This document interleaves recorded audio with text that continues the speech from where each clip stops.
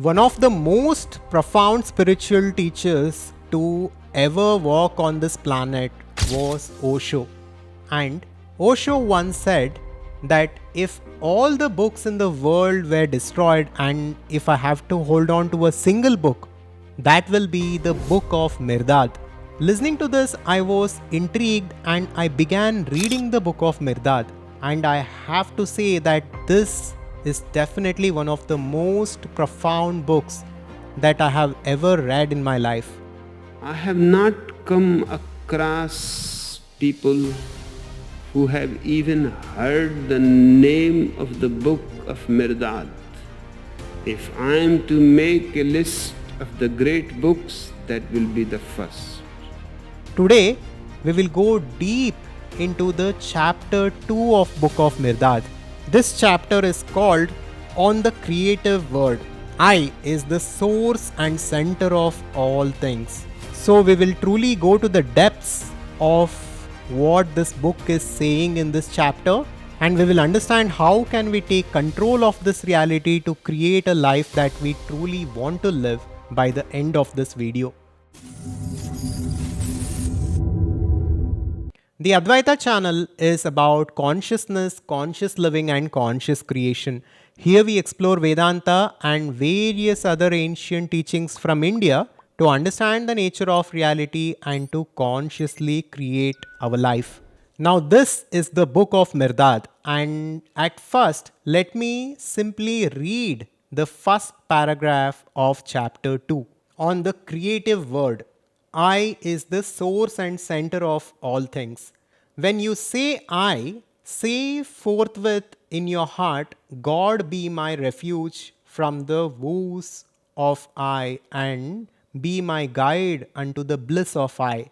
For in that word, albeit so very slight, is locked the soul of every other word.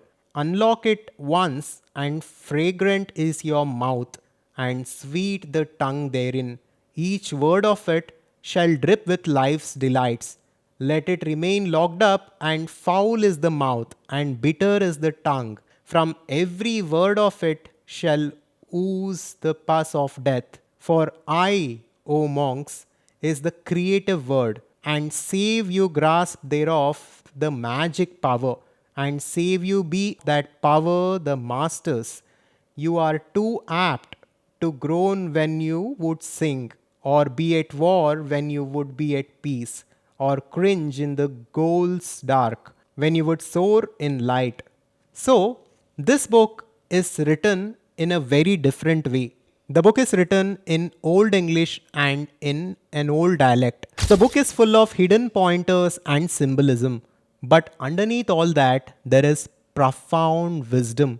What this chapter is basically saying is that I, the word I, is the creative word, and it is the most potent word because that I, the big I, refers to the infinite potential, to the infinite consciousness or God which is there within each and every one of us. And this paragraph is basically saying that if we truly understand and unlock this word, we unlock life itself. We unlock the secret to everything in this life. And if we ignore this word and if we don't understand this, we have missed the point of life itself. So let me break this down for you and let us understand the 5 key takeaways from this chapter.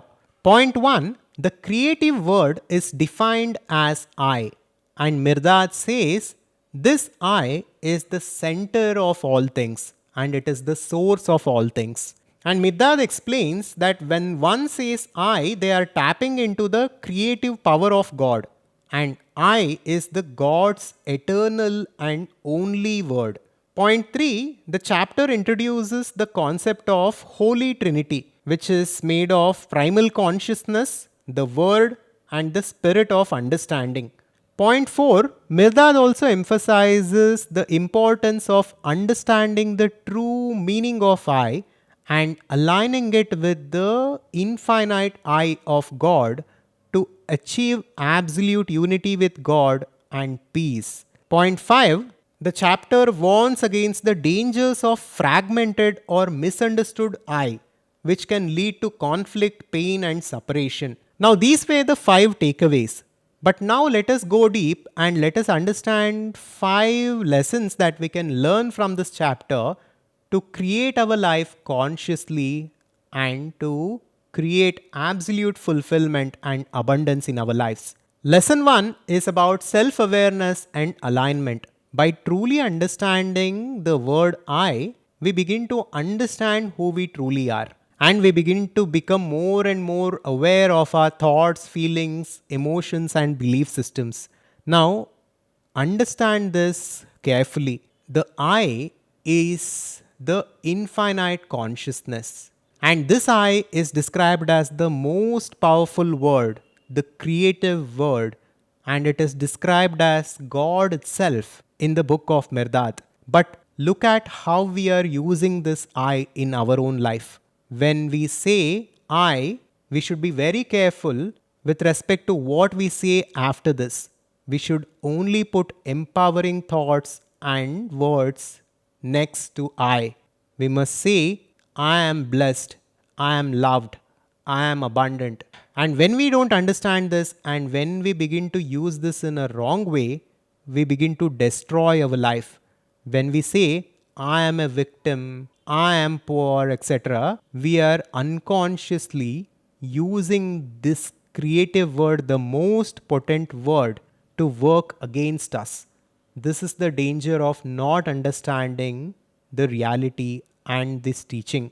The second lesson is about responsibility. By understanding the creative power of I, we begin to take responsibility for the reality that we are experiencing and also the reality that we will soon create for ourselves. This chapter also teaches us that one's thoughts, emotions, and actions have a power over reality and they create our reality.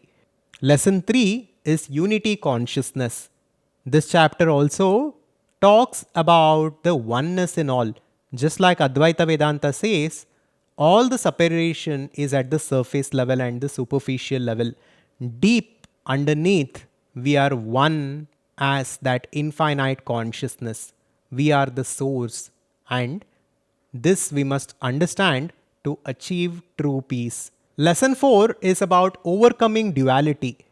This chapter explains clearly that duality is where all of us get stuck in.